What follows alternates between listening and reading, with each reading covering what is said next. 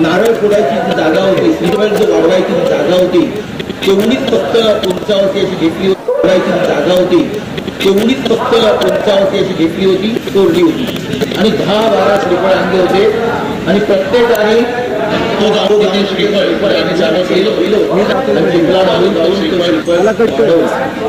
त्याच्यानंतर मी रस्ता उठला गेलो, आंघोळ केली.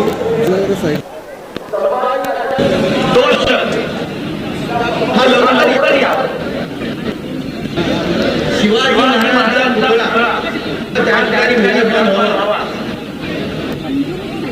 माझे प्रयत्न चालू होते, कारण शिवाजी महाराजांवरती माझा जीवाभावाचं प्रेम आहे. संभाजी राजांचं तुम्ही नाव घेतलं, त्या संभाजी राजांवरती माझं जीवाभावाचं प्रेम आहे. ज्या वेळेला 2019 साली मी पालकमंत्री म्हणून आलो, त्यावेळेला राजापूरची काही पत्रकार मंडळी माझ्याकडे आली आणि मला राजापूरमध्ये तिथे घेऊन गेली. पाहिलं की मी शिवाजी महाराजांच्या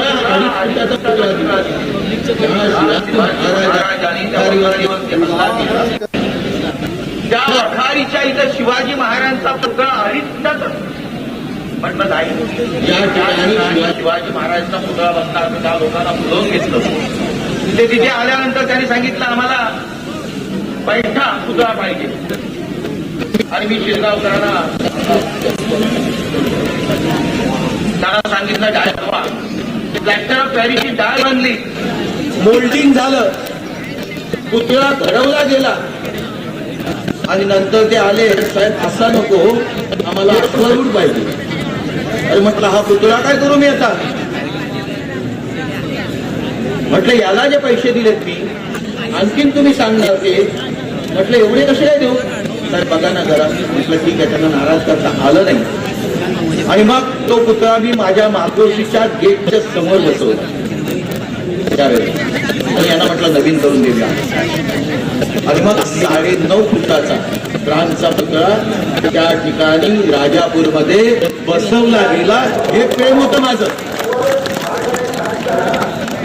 एवढंच नाही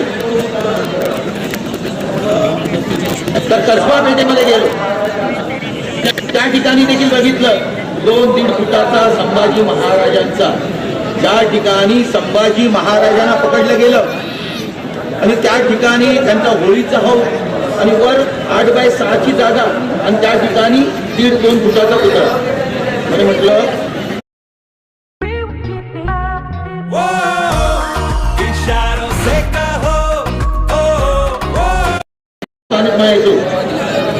त्याला नामावरण केलं आणि त्यांची एवढीशी प्रतिमा. म्हटलं नाही, म्हटलं बसवायला पाहिजे. मी विचारलं, कलेक्टरला बोलवलं, म्हटलं कोणाची जागा आहे? ते म्हटलं सरदेसाईंची आहे, पण देत नाहीये.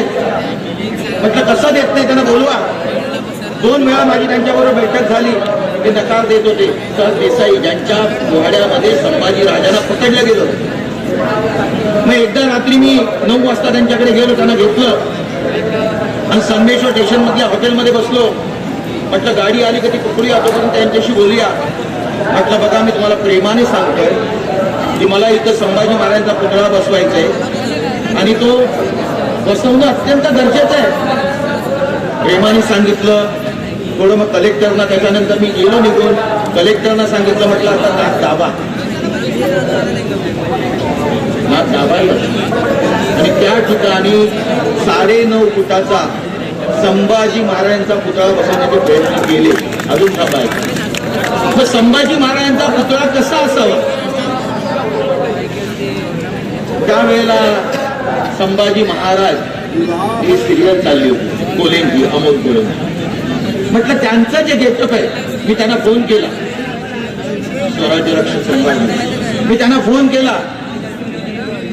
म्हटलं अमोलजी, मला तुमचे अनेक एंगल मधून मला 5-6 फोटो पाहिजे. तुम्ही तो ड्रेस परिधान करा. आणि त्या पद्धतीने माझे फोटोग्राफर्स पाठवले आणि त्यांचे त्या पद्धतीने त्या अँगल मधून फोटो घेतले. त्याने आम्हाला गाईडलाईन दिली की संभाजी राजांची दाढी शॉर्ट होती, ही मोठी नव्हती, जेणेकरून छोटा होता, त्याला जे मानकं लावली होती ती कमी होती. मग त्या पद्धतीने मी आमच्या शिरगावकरांच्या मुलाला वगैरे त्यांच्याकडे 2-3 वेळा पाठवलं. कुठे तो मुलगा पाहिजे तो. आणि त्या ठिकाणी त्यांनी गेला, माझी माणसं गेली आणि त्या पद्धतीने आम्ही पुतळा त्याची डाळ बसवायला घेतली. आणि हा पुतळा संभाजी राजांचा तयार झालेला पुतळा कसबा पेठेमध्ये आपला विराजमान झालेला आहे. त्यांचा 9.5 फुटाचा पुतळा रवींद्र वायकरने त्या ठिकाणी लावला. माझा राजा, प्रजेचा राजा.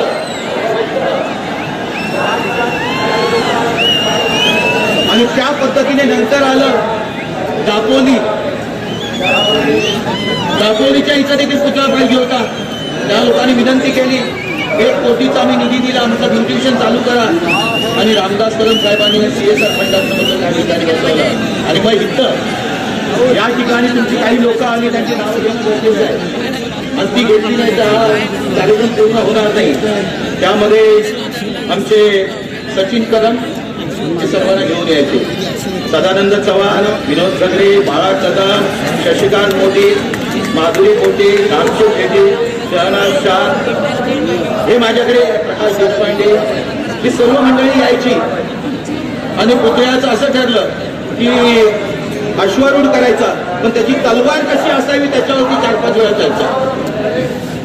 तलवार की वर हात पाहिजे, की हा पाय पुढे पाहिजे, की 2 मागे पाहिजे. म्हटलं तुम्हाला जसं पाहिजे तसं बघा. आणि मग त्याने साताऱ्याला एक पुतळा पाहिजे, आम्हाला असा पुतळा पाहिजे. म्हटलं बनवा. आणि त्या पद्धतीने तो पुतळा या ठिकाणी बनवला गेला आणि आज त्याचं अनावरण होत आहे. याचा मला अत्यंत आनंद आहे. हे तिन्ही पुतळे शिवाजी महाराजांचे, संभाजी राजांचे दोन्ही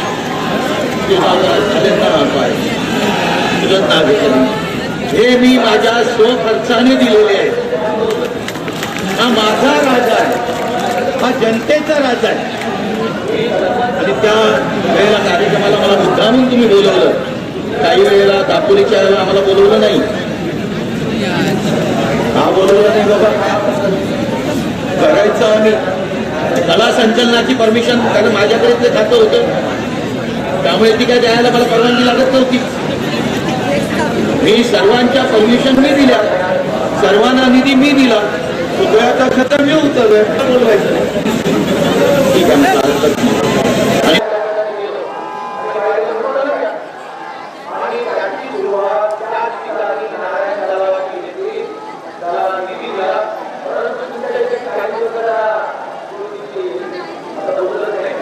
त्या ठिकाणी गेलो आणि पाहिलं, म्हटलं बनवूया. आणि त्याची सुरुवात त्याच ठिकाणी नारायण तलावाची घेतली, त्याला निधी दिला. परंतु तुमच्या इकडचे काही लोक जरा थोडीशी आता बोलत नाही, मी जाऊन वेळ झाला, हरकत नाही.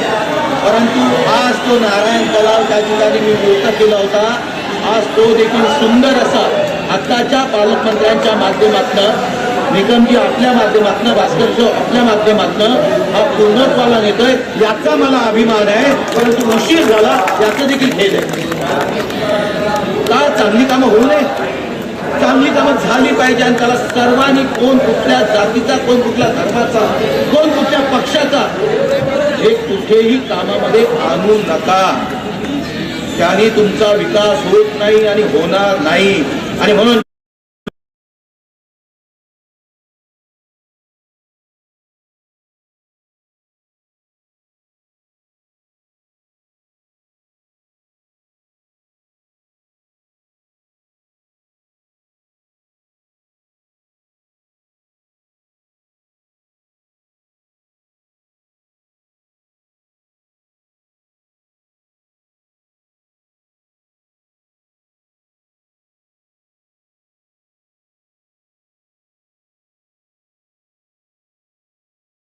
दिलं, मी सभागृहामध्ये बोललो की मला माझी कोकण रेल्वे 2 रूटने चालू पाहिजे, हा 1 रूट जाऊन 2 रूट झालेच पाहिजे, या गतीने मी कामाला लागलो. मला त्यांनी सांगितलं उत्तर देताना, 5 मुख्यमंत्री त्याच्यामध्ये हरकत नाही, म्हटलं फोन लावा तुम्ही याच्यात, आम्ही आमच्या मुख्यमंत्र्यांना घेऊन होतो आणि ते ऍग्री झालंय. त्याच पद्धतीने मुंबई गोव्याच्या बाबतीमध्ये गडकरी साहेबांना भेटलो, म्हटलं 12 वर्ष झाले मुंबई गोवा रोड. मला त्यांनी एक शब्द सांगितला, आमचे महाराष्ट्रातल्या मंत्र्यांच्या बाबतीत आपण बोलत नाही. म्हटलं काय? म्हटलं असं. मला बोलले मी या गणपतीपर्यंत तुला रिसर्फेसिंग करून देतो आणि डिसेंबर पर्यंत मी हा रस्ता मुंबई गोवा हा पूर्ण करून देतो, हे गडकरी साहेबांनी शब्द दिलेला आहे. मला तो रस्ता होणं हे अत्यंत गरजेचं नक्की विचारेल, पण मी ते हा डिसेंबर गेल्यानंतर विचारेल. मी हा डिसेंबर गेल्यानंतर विचारेल, लगेच नाही. या ठिकाणी अनेक गोष्टी लोकसभेमध्ये मांडायला पाहिजे होत्या, त्या मांडतोय. आणि माझा कोकणवर विशेष प्रेम असल्या कारणाने मला कोकणची आवड आहे आणि त्यामुळे कोकणातले प्रश्न जे आहेत ते माझे प्रश्न आहेत, ते लोकसभेमध्ये मांडण्याचा मी नक्कीच प्रयत्न करतोय आणि यशस्वी होईन. मी आपल्या सर्वांना हा उदयाच्या रूपाने ज्यांनी ज्यांनी मदत केली सर्वांनी त्यांचे धन्यवाद मानतो, शिरगावकरांचे धन्यवाद मानतो. आपल्या कोकणच्या आणि चिपळूणच्या जनतेला एक चांगलं जे घडायला पाहिजे होतं ते घडतंय, याबद्दल शुभेच्छा देतो आणि आपल्या सर्वांची रजा घेतो. माझ्या वाणीला विराम देतो. धन्यवाद. जय हिंद, जय महाराष्ट्र.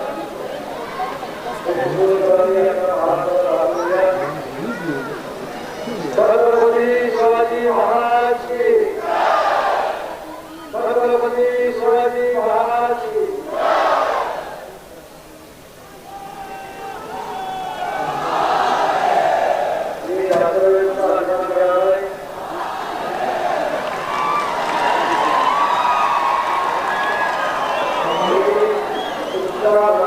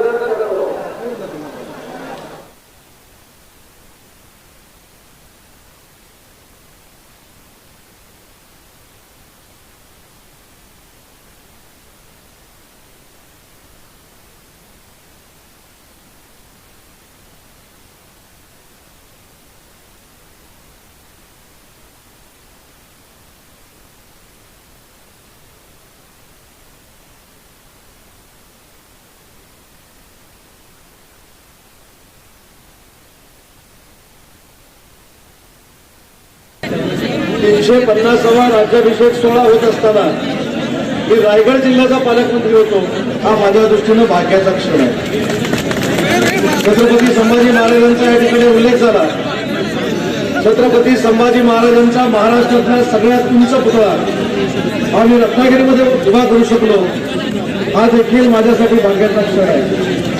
आज कोकणातली सगळ्यात मोठी शिवसृष्टी रत्नदुर्ग किल्ल्यावर महाराष्ट्र शासनाच्या मार्फत आम्ही उभारतोय, हा देखील माझ्यासाठी भाग्याचा क्षण आहे.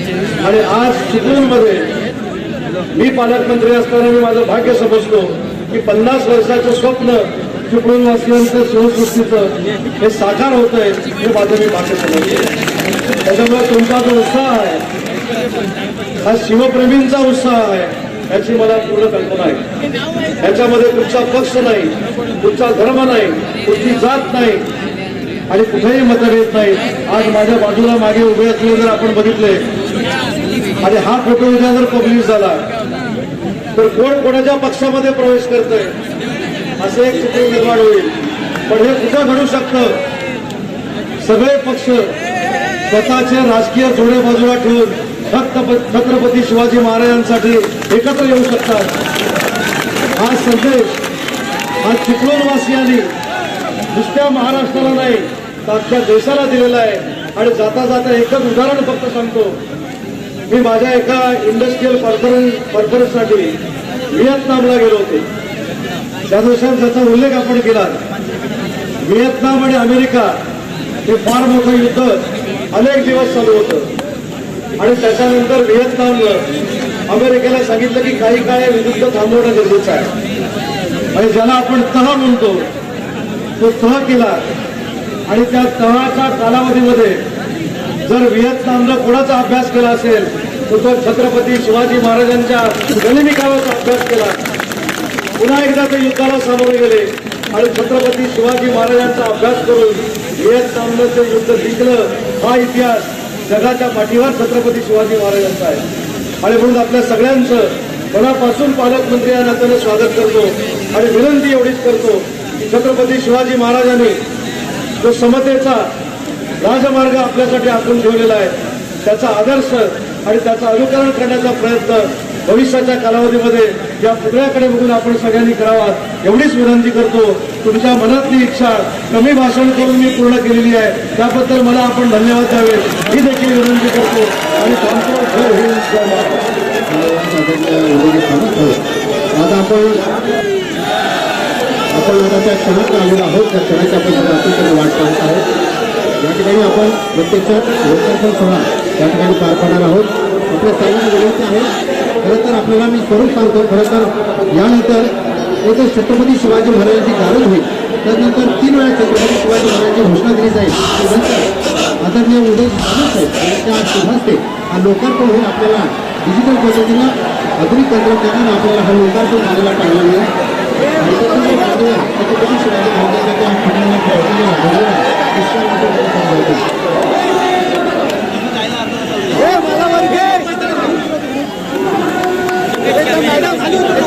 मॅडमला साईडला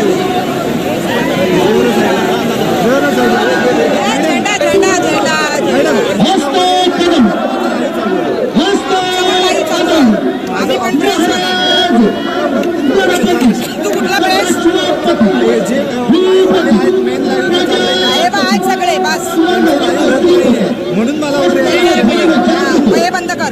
अष्टप्रधान दैष्टिक न्यायालंकार मंडित सशास्त्र शास्त्र पारंगत राजनीती धुरंधर प्रौढ प्रताप पुरंदर क्षत्रिय कुलावतस सिंहासनाधीश्वर महाराजाधिराज राजा श्री छत्रपती शिवाजी महाराज की, छत्रपती शिवाजी महाराज की जय भवानी, जय भवानी.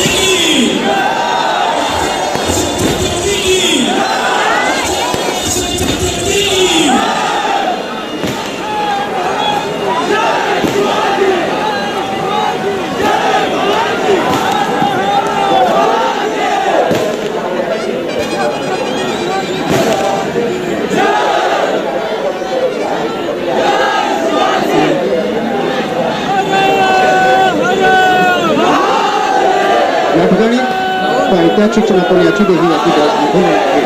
आपल्या सर्वांचे नयन तृप्त झालेले आहेत. गेली अनेक वर्षाची प्रतीक्षा आहे ती संपलेली आहे आणि आपल्या गावच्या राज्याच्या या ठिकाणी आशीर्वाद सूत्र आपल्याला पाहाव्यास मिळत आहे. त्याचं दर्शन आपल्याला घडलेलं आहे. यानंतर मान्यवर त्या शिवसृष्टीमध्ये जातील. छत्रपती शिवाजी महाराजांच्या राजमुद्रेला त्या ठिकाणी पुष्पहार अर्पण करतील आणि मी मान्यवरांना विनंती करतो की कृपया आपण त्या दिशेने जायचं आहे. विनंती आहे की कृपया आपण मान्यवरांना रस्ता करून द्यायचा आहे. आपले मान्यवर शिवसृष्टीमध्ये दाखल होत आहेत. आपल्याला विनंती आहे की कृपया आपण रस्ता करून द्या. आपले मान्यवर आदरणीय उदयनजी सावंत साहेब, आदरणीय रवींद्रजी वायकर साहेब, भास्कर सर जाधव साहेब, श्रीकांत निकम सर, त्याचबरोबर वैभवजी खेडेकर आणि त्यांच्या समेत आपले आठवणीचे मान्यवर आणि चिपळूणवासी या ठिकाणी छत्रपती शिवाजी महाराज यांच्या राजमुद्रेला पुष्पहार अर्पण केला जाईल. कृपया आपण मान्यवरांना रस्ता करून द्यायचा आहे.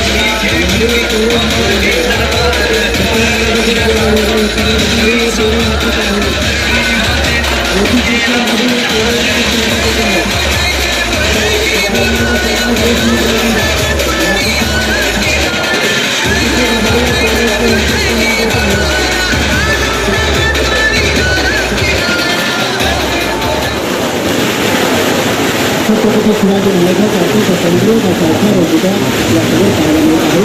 दुसरी गोष्ट आहे की आपल्याला नाही त्यांच्या प्रभाव छत्रपती शिवाजी महाराजांच्या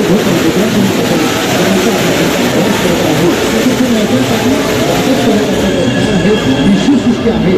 विश्वसृष्टी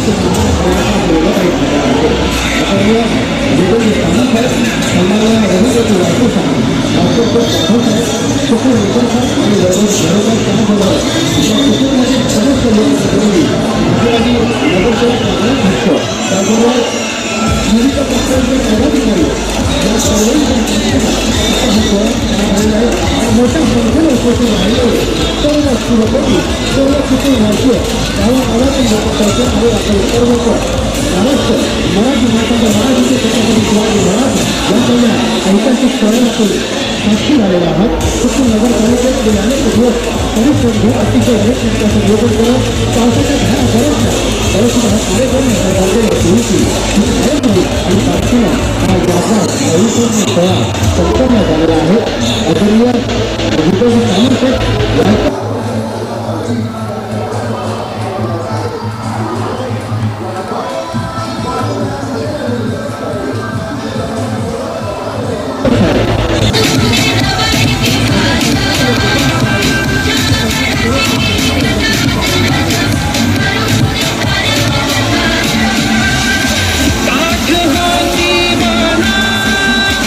उनचा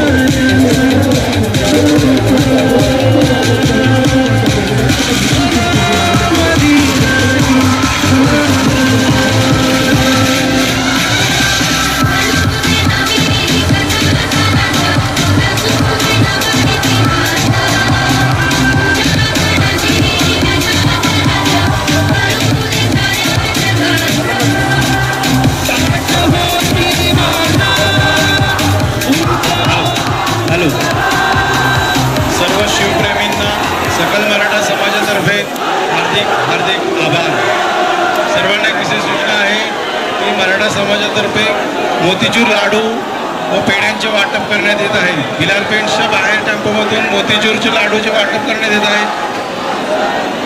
उभा मारुती मंदिराच्या समोरून पेढ्यांचे वाटप करण्यात येत आहे. सर्व शिवप्रेमींचे हार्दिक हार्दिक स्वागत.